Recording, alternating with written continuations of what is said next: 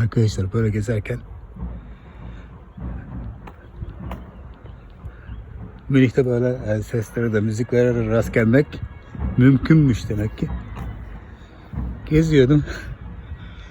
Bizim havalar çalmaya başladı ya. Şuna bak. Oh, oh.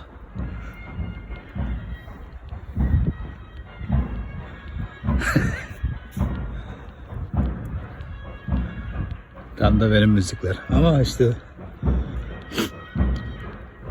şimdi Almanya'da böyle yapıyoruz da Türkiye'de başka birisi yaptığı zaman var mı yok mu çok merak ederim böyle şeyler. Türkiye'de bizim tepkimiz ne olur? Şu anda Almanların ne düşündüklerini bilmek isterler.